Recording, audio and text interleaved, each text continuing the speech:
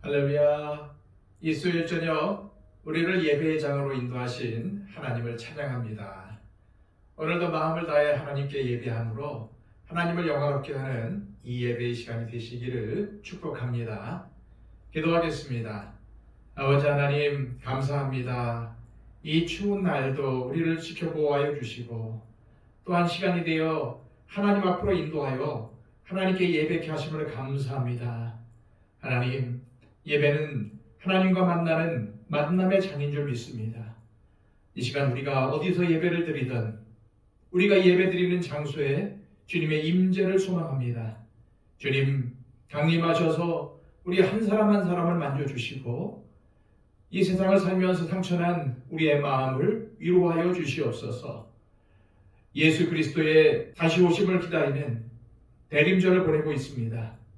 주님, 우리 가운데 예수님에 대한 소망을 다시 한번 일깨워 주시고 우리의 삶이 다름 아닌 예수 그리스도의 그 은혜라는 것을 다시 한번 깨달아 더 열심히 더 순종하는 삶을 살아갈 수 있는 우리의 모습이 되게 하여 주시옵소서.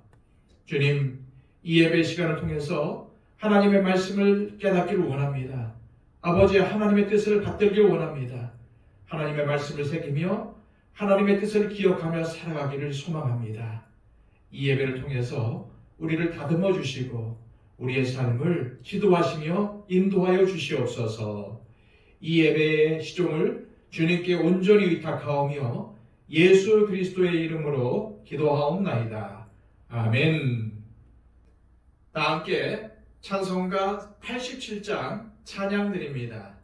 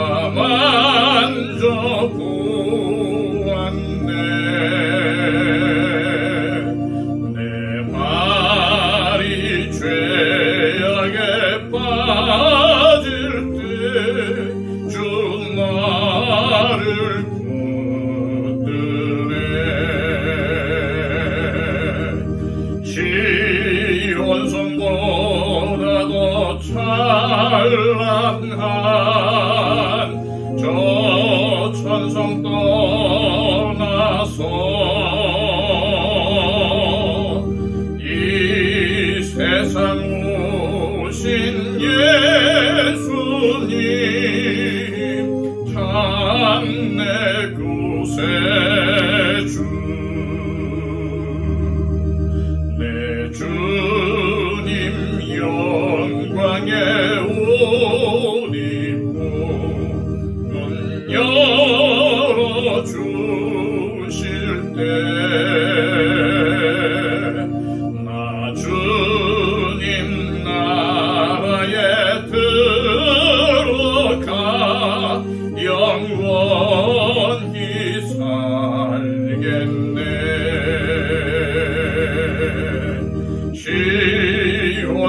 시온성보다 더 찬란한 저 찬송 떠나서 이 세상 오신 예수님 참 내 구세주.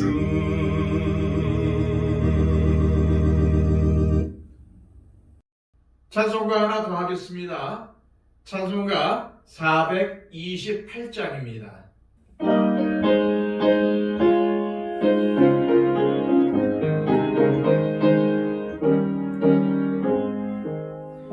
내 영혼에 햇빛 비치니 주 영광 찬란해. 이 세상 어떤 빛보다 이미 떠인 나에 주의 영광 빛난 광채 내게 비춰 주시옵소서. 그 밝은 얼굴 배울 때 나의 영혼 기쁘다. 내 영혼엔 노래 있으니 주 찬양합니다. 주 귀를 기울이시사 다 듣고 계시네. 주의 영광 빛난 광채 내게 비춰 주시옵소서. 그 밝은 얼굴 배울 때 나의 영혼 기쁘다. 내 영혼의 봄날 되어서 주 함께 하실 때 그 평화 내게 깃들고 주은 해꽃 피네. 주의 영광 빛난 광채 내게 비춰 주시옵소서. 그 밝은 얼굴 배울 때 나의 영혼 기쁘다.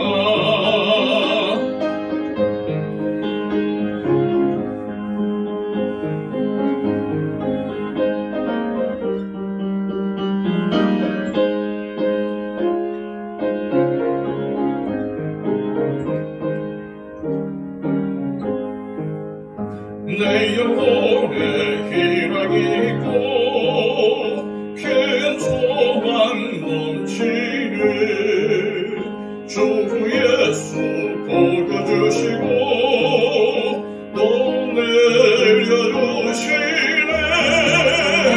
주의 영광 빛난 광채 내게 비춰 주시옵소서. 그 밝은 얼굴 배울 때 나의 영혼 기쁘다.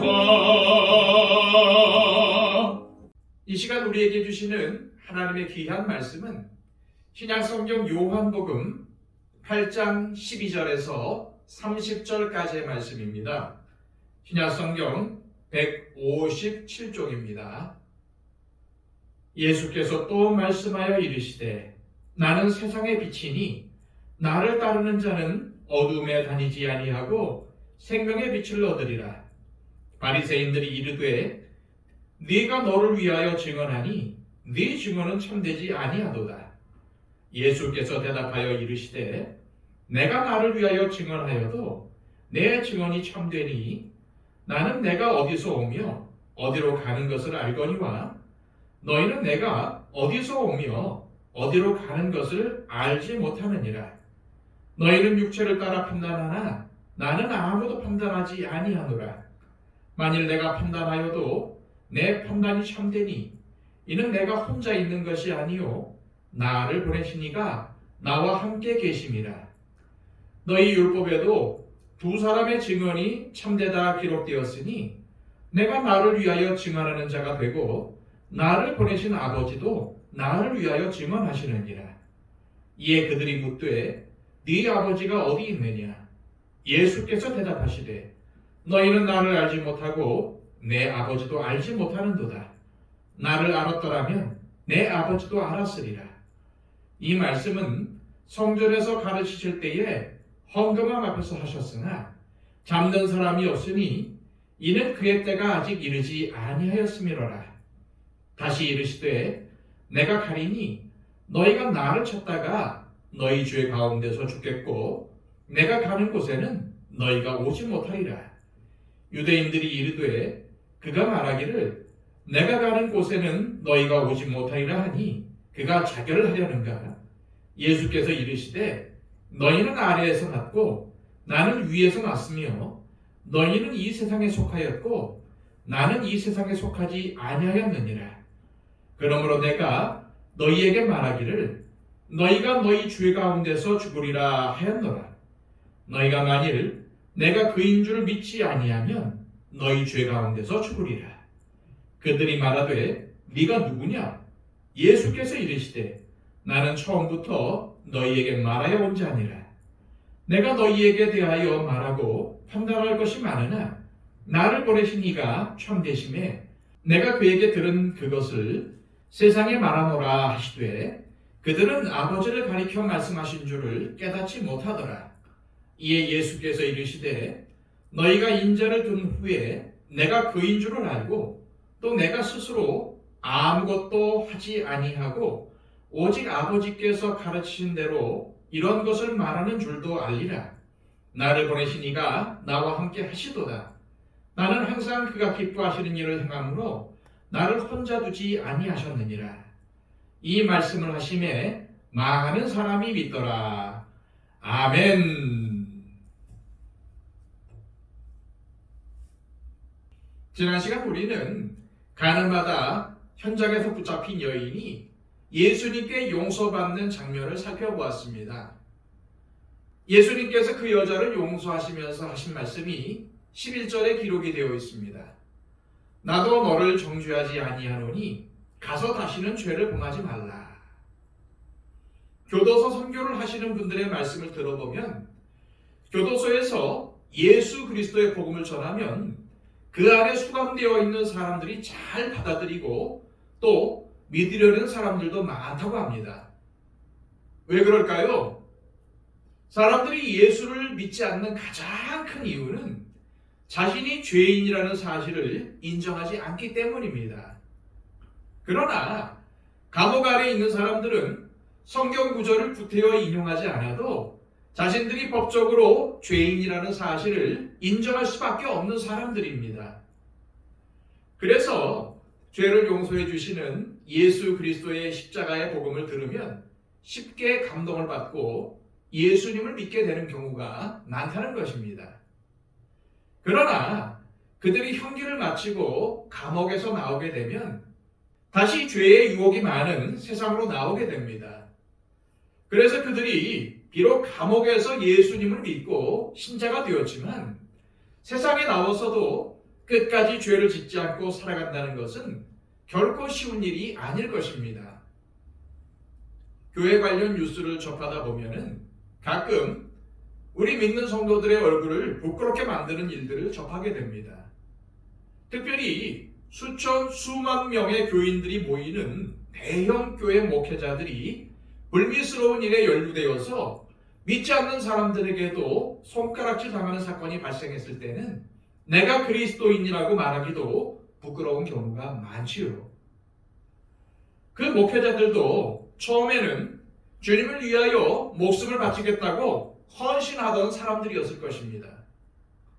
그러나 성도 수가 많아지고 훌륭한 교회 건물을 갖게 되고 수십억, 수백억의 돈을 만지게 되면서 하나님보다는 세상 것들을 탐하게 되었고 마침내 여러 가지 유혹에 넘어가 죄에 빠지게 되었으리라고 생각이 됩니다. 그런데 우리는 이런 뉴스를 접하거나 주변 사람들로부터 이런 이야기들을 듣게 되면은 내 이야기가 아니라 남의 이야기라고 생각을 합니다. 그래서 우리는 쉽게 그들에게 돌을 던집니다. 그러나 사실은 그들에게만 해당되는 이야기가 아니라 우리에게도 해당되는 이야기이기도 합니다. 우리는 우리의 죄를 위해서 십자가에서 돌아가신 예수님을 생각할 때마다 감격하고 찬양합니다. 그런데 우리들의 일상생활을 돌이켜보면 정도의 차이는 있겠지만은 크고 작은 죄의 유혹에 넘어가며 살아갈 때가 많습니다. 사실 우리도 매일 마귀의 유혹으로부터 오는 죄와의 전쟁 속에서 살고 있다는 말입니다.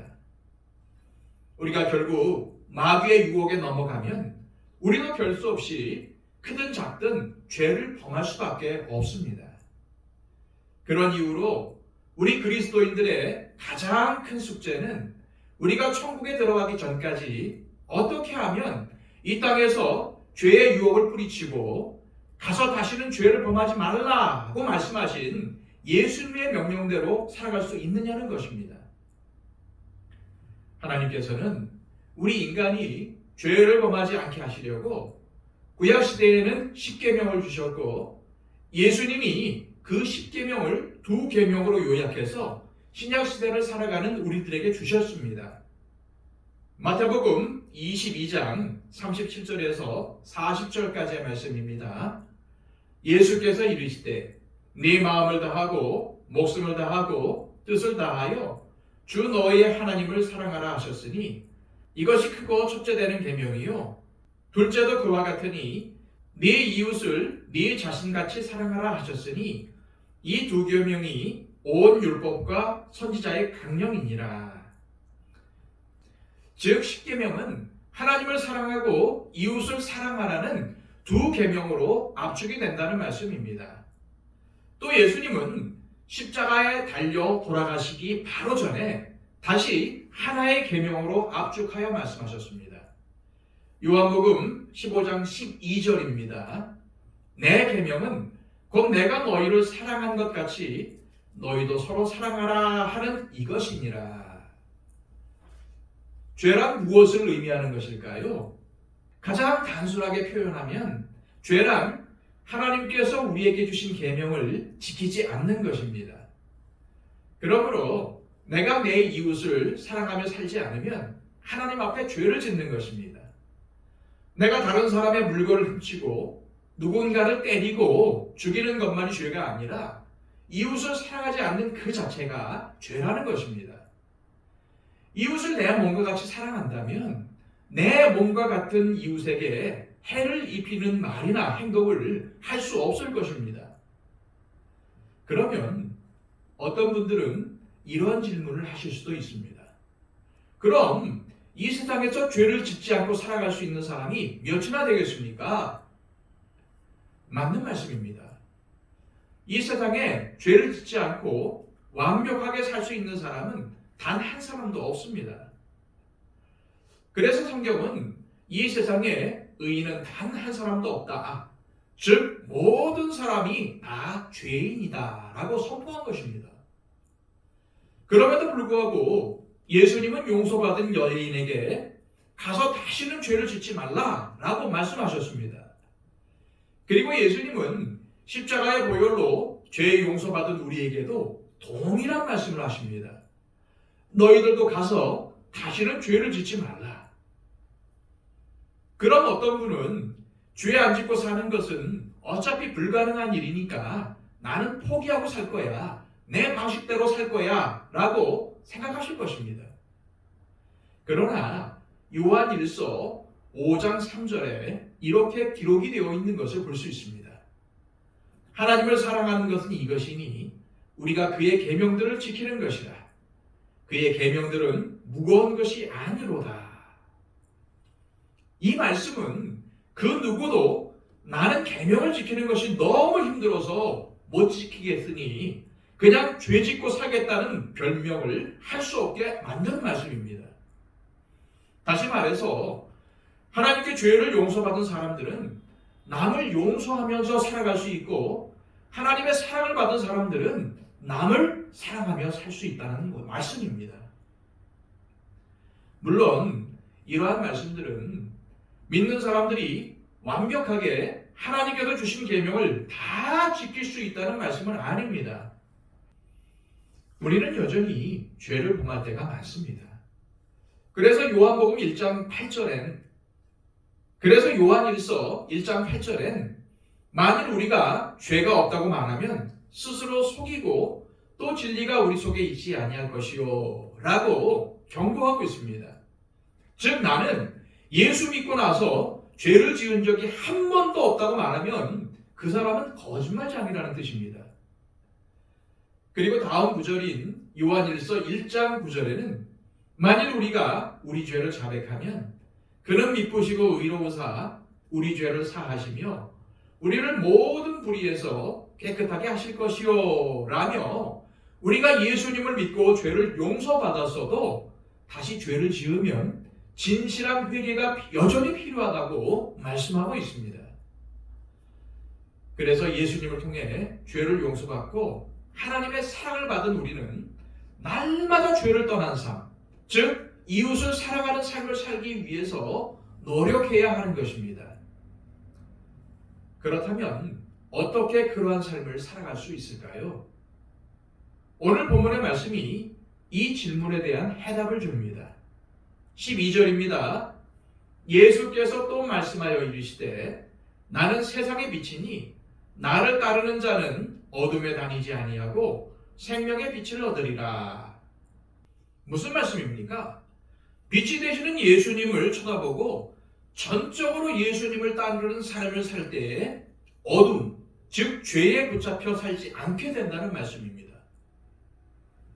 지난 시간 예수님은 가늠한 여인에게 가서 다시는 죄를 범하지 말라라고 말씀하셨는데, 우리가 방금 읽은 말씀은 죄를 짓지 않기 위한 처방을 말씀해 주시는 것으로 볼 수 있습니다. 그러면 이제 예수님이 우리에게 말씀하신 죄를 짓지 않기 위해 우리가 해야 할 일이 무엇인지 구체적으로 살펴보겠습니다. 먼저 우리가 세상에 비치신 예수님을 쳐다보아야 한다는 것입니다. 태양빛에는 여러 가지 기능이 있습니다. 그 중에서 가장 중요한 기능은 우리의 눈으로 사물을 볼 수 있게 해주는 기능입니다. 게다가 태양빛은 단순히 사물의 모양만을 알아볼 수 있게 해주는 것이 아니라 사물이 더러운지 아니면 깨끗한지를 알게 해줍니다. 그래서 태양빛보다 더 빛나는 예수님을 쳐다볼 때 우리는 비로소 내가 정말 누구인지, 내가 어떠한 사람인지를 깨닫게 된다는 것입니다. 즉 내가 깨끗한 사람인지 더러운 사람인지를 깨닫게 해주십니다. 한마디로 내가 죄인인지 아니면 의인인지를 알게 해주시는 것입니다. 그런데 예수님의 모습이 어떻길래 우리가 예수님을 쳐다보면은 내가 죄인임을 깨닫게 된다는 걸까요? 예수님을 쳐다본다는 것은 예수님의 모습이 어떤가를 보는 것이 아니라 예수님의 삶을, 예수님께서 이 땅에 살아가신 그 삶의 자취를 자세히 관찰하는 것을 의미합니다. 즉 예수님이 어떠한 방식으로 이 세상을 살아가셨는지, 즉 예수님의 라이프 스타일을 관찰하는 것을 말하는 것입니다.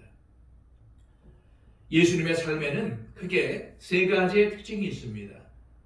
그중 첫 번째는 겸손과 배려입니다. 예수님은 하나님이 사람이 되신 분이십니다.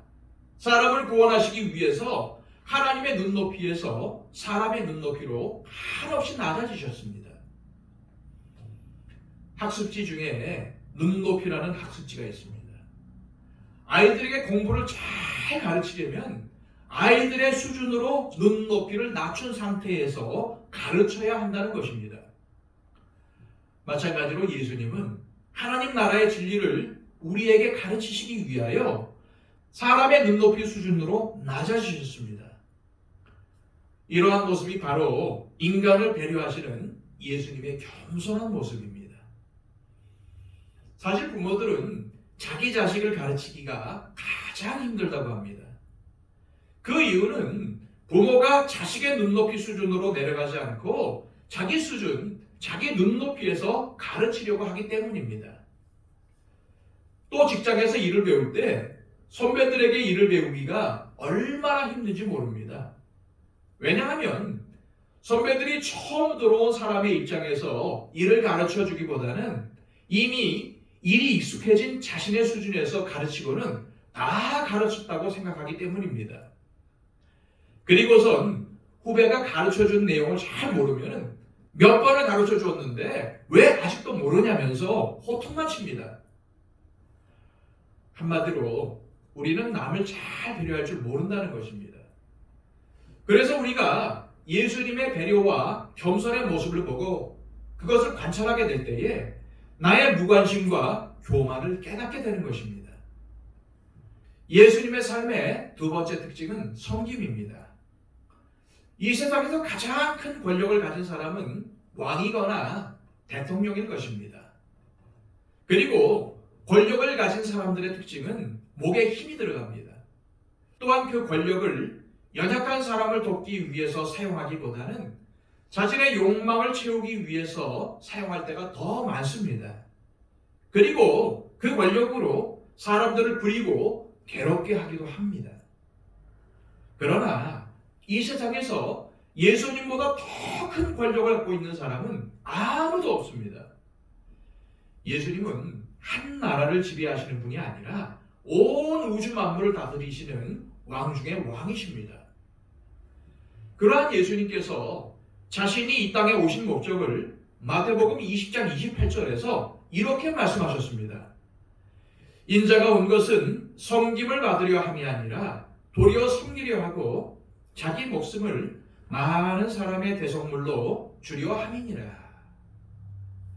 이 말씀의 의미는 예수님이 대접을 받기 위해 이 땅에 오신 것이 아니라 섬기기 위해서, 더 나아가 당신의 목숨을 대속물로 주시기 위해서 오셨다는 것입니다. 이러한 예수님의 모습을 제대로 보게 될 때 우리는 사람을 섬기지 못하는 내 모습을 발견하게 되는 것입니다. 즉 사람들을 섬기기보다는 오히려 다른 사람들을 이용하려 하고 대접만 받기를 더 좋아하는 내 모습을 발견하게 되는 것입니다. 예수님의 삶의 세 번째 특징은 나눔입니다.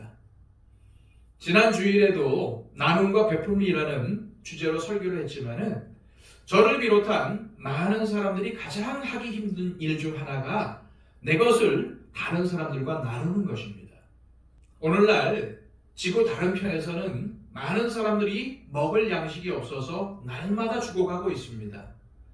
그러나 아이러니하게도 지금 이 지구상에는 80억 인구가 먹고도 남을 정도의 충분한 음식이 있다고 합니다.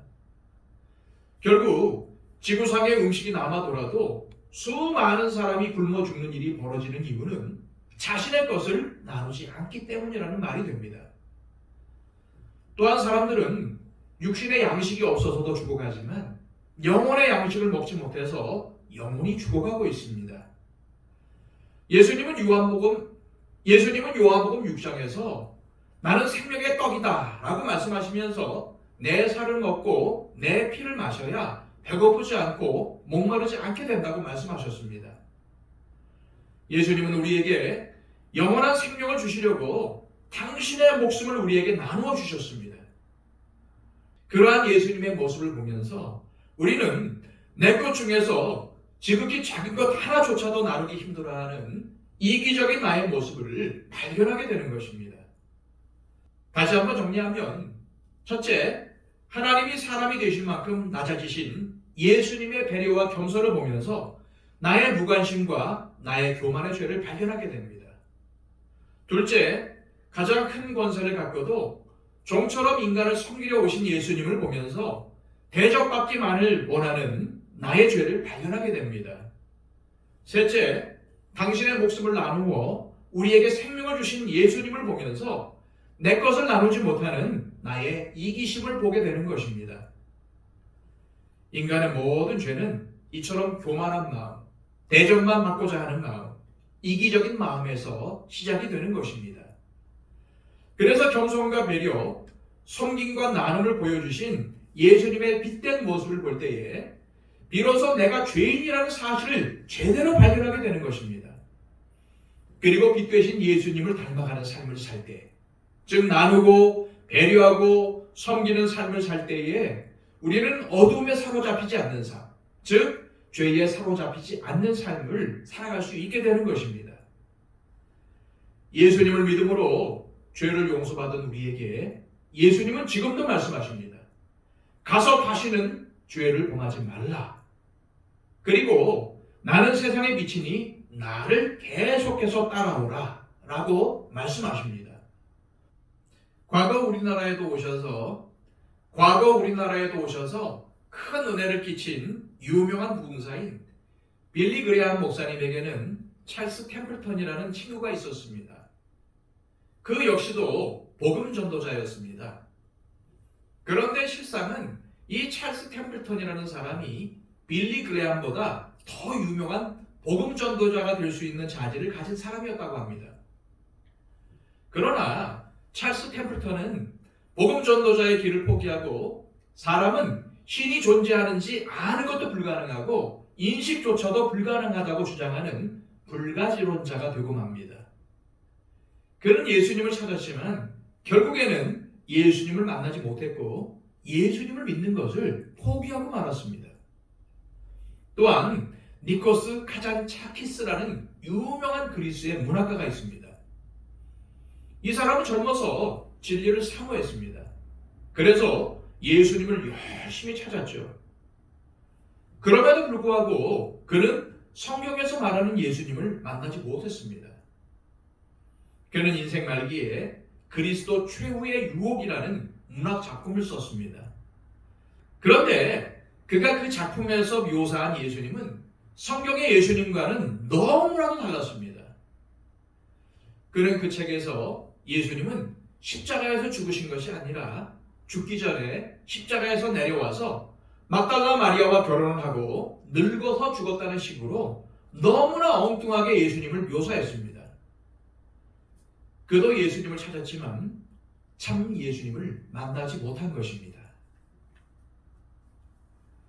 조금 전 언급한 찰스 템플턴이나 니코스 카잔차키스는 한때 예수님을 열심히 찾았지만 결국 예수님을 만나지 못했습니다. 마치 예수님을 찾아와서 예수님과 끊임없는 논쟁을 통해서 예수님이 누구신지를 알기를 원했던 대제사장들과 바리새인들과 같은 유대 종교 지도자들과 유대인들이 결국 예수님이 누구인지 깨닫지 못했던 것과 같습니다. 예수님은 예수님이 누구신지 깨닫지 못하는 유대인들에게 이렇게 말씀하십니다. 21절입니다.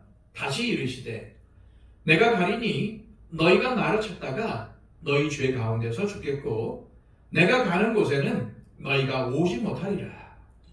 무슨 말씀입니까? 너희 유대인들이 나를 열심히 찾기는 하겠지만 너희 죄 문제를 해결하지 못하고 죄 가운데서 죽을 것이고 결국 구원에 이르지 못할 것이라는 말씀입니다. 여러분들은 배너라는 영화를 한 번 이상 보셨을 것입니다. 저도 3번 정도 본 것 같은데요. 이 배너의 원작자는 루 월러스라는 사람입니다. 이 사람도 역시 예수님을 열심히 찾았던 사람입니다. 그러나 그는 진리를 깨닫기 위해서 예수님을 찾았던 사람은 아니었습니다. 그는 유럽과 미국의 유명한 도서관들을 찾아다니면서 자료를 수집하고 깊이 연구하여 예수님에 대한 성경의 이야기가 모두 거짓말이라는 것을 주장하기 위해서 책을 쓰기 시작했습니다. 그런데 책을 쓰다가 거꾸로 구원자 예수님을 만나게 되었습니다. 그리고 2주 후에 그 유명한 영화 배너의 원작을 쓰기 시작했다고 합니다. 이러한 루 월러스의 회심은 사도 바울의 회심을 떠오르게 합니다. 여러분들도 아시는 것처럼 바울은 기독교 최초의 순교자인 스데반이 돌에 맞아 죽을 때에 찬성표를 던졌던 사람입니다. 그리고 예수 믿는 사람들을 찾아내 박해하거나 감옥에 집어넣은 사람입니다. 그것도 모자라서 예루살렘에서 멀리 떨어진 다메섹까지 가서 예수 믿는 사람들을 찾아내어 끌고 가려고 했던 사람이었습니다. 그런 그가 다메섹으로 가는 길에서 예수님을 만났고 예수님을 핍박하는 자가 아닌 예수님 때문에 핍박받는 자로 평생을 살아가게 됩니다. 지금까지 살펴본 것처럼 진리를 깨닫기 위해서 예수님을 열심히 찾았지만 예수님을 만나지 못한 사람들도 있었습니다. 또 반대로 예수님을 부인하기 위한 목적으로 예수님을 열심히 찾았음에도 불구하고 예수님을 만난 사람들도 있었습니다. 앞에서 언급한 찰스 템플턴이라는 사람이 예수님을 열심히 찾았지만 중도에 예수님을 믿는 것을 포기한 이유가 있었습니다. 그가 예수님을 믿는 믿음을 버리게 된 결정적인 이유는 사진 한 장 때문이었다고 합니다. 그 사진은 아프리카의 한 여인이 이미 죽은 자기 아이를 안고 비가 오지 않는 하늘을 쳐다보면서 원망하는 표정의 사진이었습니다. 그 사진을 보고 찰스 템플턴은 이 땅에 고난을 허락하시는 하나님은 도저히 믿을 수 없다고 생각했습니다. 찰스 템플턴에게는 이 땅에 존재하는 설명하기 힘든 수많은 고난의 문제가 예수님을 믿는 믿음의 가장 큰 장애물이었던 것입니다. 오늘날도 지구 여기저기에는 지진, 쓰나미, 태풍, 가뭄, 홍수, 테러, 전쟁 등으로 인해서 수많은 사람들이 죽거나 고통을 당하고 있습니다. 그래서 이러한 고난의 문제를 해결해 주시지 않는 하나님은 하나님일 수 없다거나 혹은 하나님은 존재하지 않는다고 하며 신의 존재를 인정하지 않는 사람들이 있습니다. 그런데 예수님을 믿기 위해 뛰어넘어야 할 장애물이 어찌 고난의 문제 하나뿐이겠습니까? 미국의 기독교 작가이자 목사인 리 스트로베리 쓴 특종 믿음 사건이라는 제목의 책이 있습니다. 이 책에는 현대인들이 믿음을 갖기 위해서 뛰어넘어야 할 대표적인 장애물이 무엇인지를 소개해주고 있습니다. 이 책의 저자인 리 스트로벨은 원래 무신론자였습니다.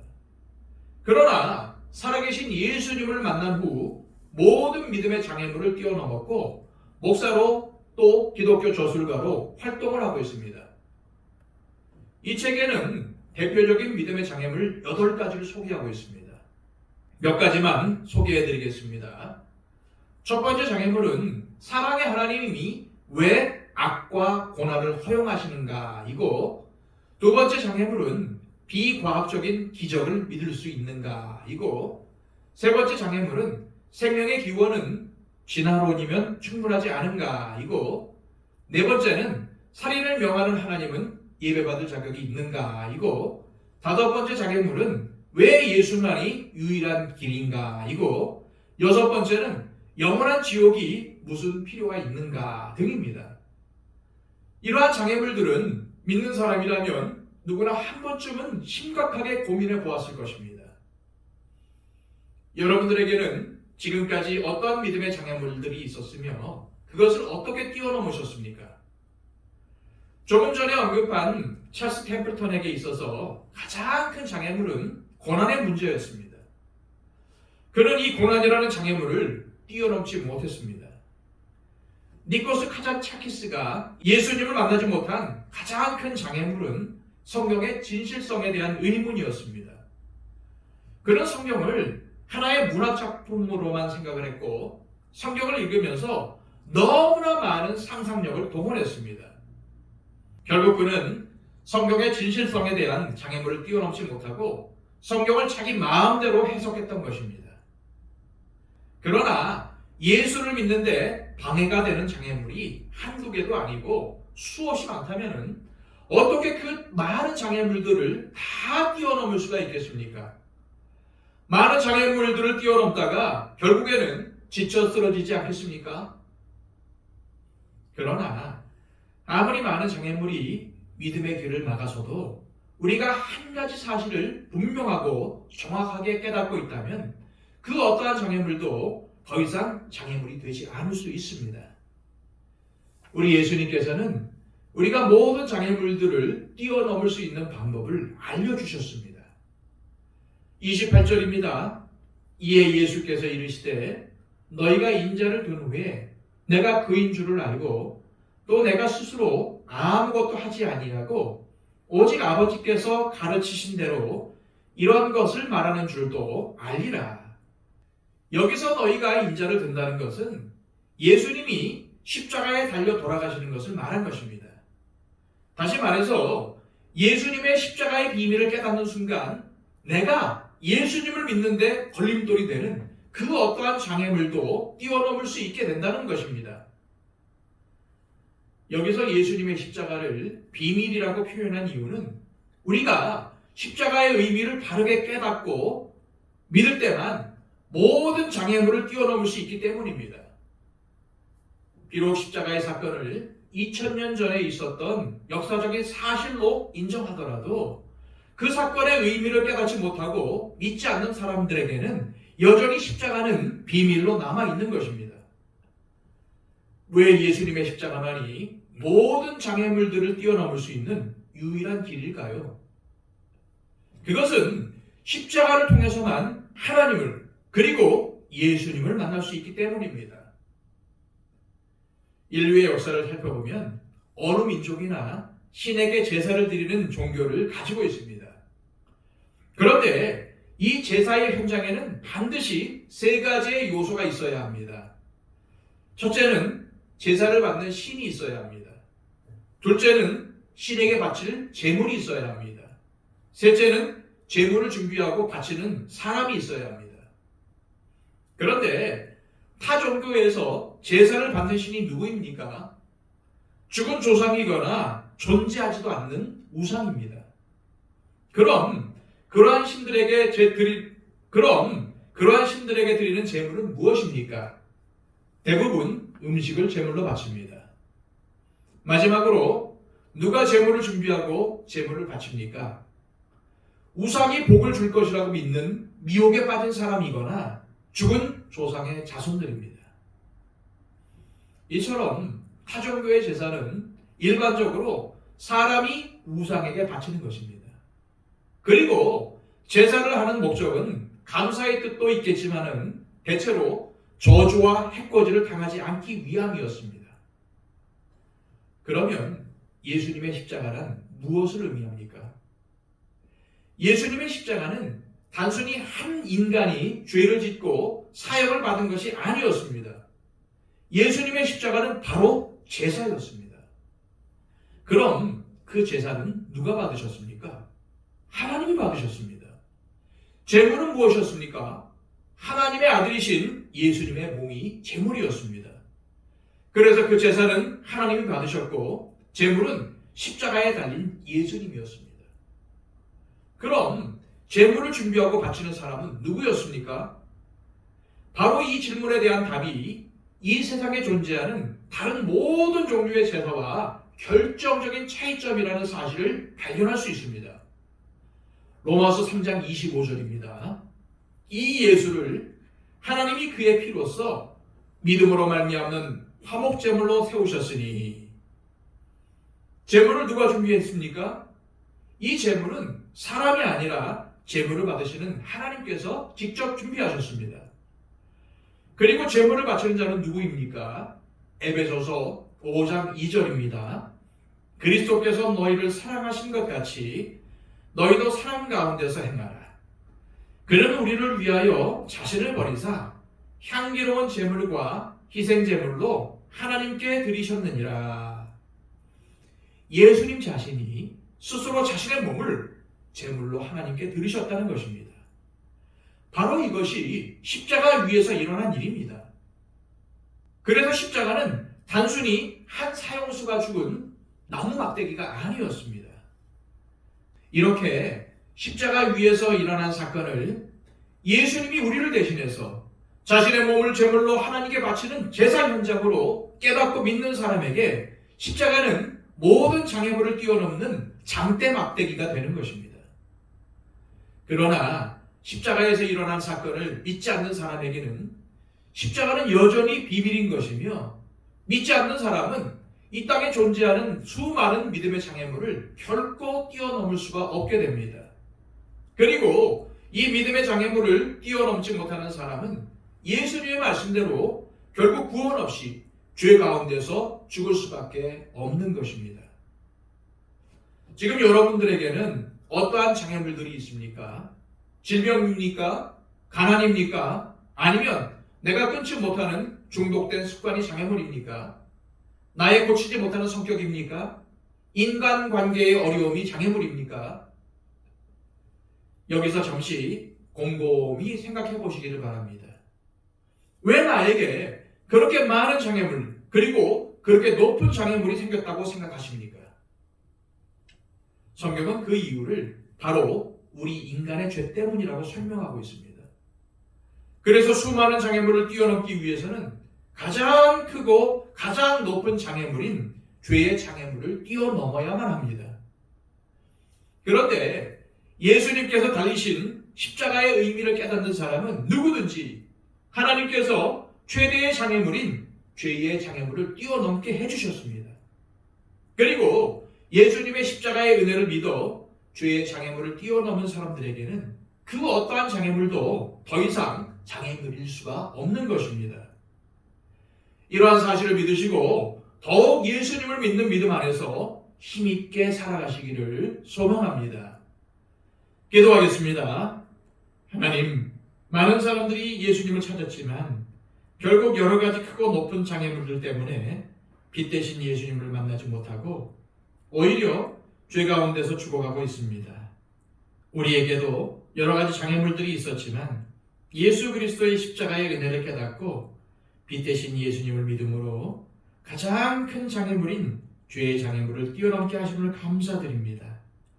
비록 삶의 길목마다 크고 작은 장애물들이 여전히 우리를 힘들게 하지만 십자가의 은혜를 늘 기억하며 장애물을 장애물로 여기지 아니하고 우리를 성숙하게 하시려는 훈련의 도구로 받게 하옵소서. 그리하여 수많은 장애물을 넘지 못하여 실망하는 사람들을 위로하고 격려하고 돕는 삶을 살게 하옵소서. 예수 그리스도의 이름으로 기도하옵나이다. 아멘.